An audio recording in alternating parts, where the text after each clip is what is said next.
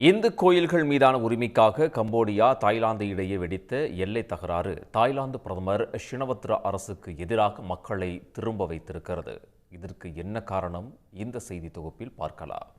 இந்திய பண்பாட்டு விழுமியங்களை சுமந்து கொண்டிருக்கும் தென்கிழக்கு ஆசிய நாடுகளுள் முக்கியமானவை தாய்லாந்து மற்றும் கம்போடியா. இரு நாடுகளுக்கும் இடையே 800 கிலோமீட்டர் தொலைவுக்கு எல்லை வரையறுக்கப்பட்ட 1900ஆவது ஆண்டுகளிலேயே தகராறு தொடங்கிவிட்டது. எல்லை இருக்கும் யுனெஸ்கோ பாரம்பரிய தலமான ப்ரீ வினீர், டாமோன் தாம், டாமோன் டாச் கோயில்கள் மற்றும் அதனை சுற்றியுள்ள பகுதிகள் யாருக்கு என்பதே இந்த தகராறின் தொடக்க புள்ளி. 8 முதல் 15ஆம் நூற்றாண்டு வரை கம்போடியாவை ஆண்ட கெமர் பேரரசு ஆட்சி காலத்தில் கட்டப்பட்டவை இந்த கோயில்கள். உலக புகழ்பெற்ற அங்கோர்வாட் கோயிலை கட்டியதும் கெமர் பேரரசின் ஒரு மன்னர்தான். ப்ரீ விஹீர் கோயிலை கம்போடியாவுக்கு முதலில் விட்டுக் கொடுத்த தாய்லாந்து இப்போது மீண்டும் உரிமை கோரி வருகிறது. இந்த நிலையில் பிரச்சினைக்குரிய பகுதியில் கம்போடிய ராணுவம் பள்ளம் தோண்டி மீண்டும் மோதல் சூழலை உருவாக்கியது. அதோடு மே மாத இறுதியில் டாமோன் கோயிலுக்குள் சென்ற கம்போடிய ராணுவ வீரர் தேசிய கீதத்தை பாடினார்.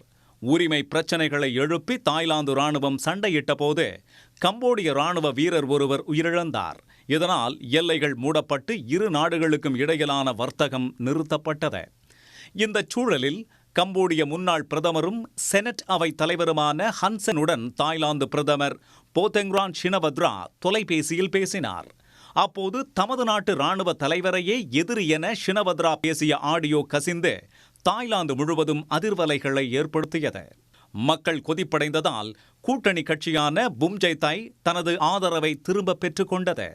பெரும்பான்மையை நிரூபிக்க கோரி எதிர்க்கட்சிகளும் நாட்டின் இறையாண்மையை எதிரி நாட்டிடம் அடகு வைத்துவிட்டதாக கூறி பொதுமக்களும் போராட்டத்தில் குதித்துள்ளனர்.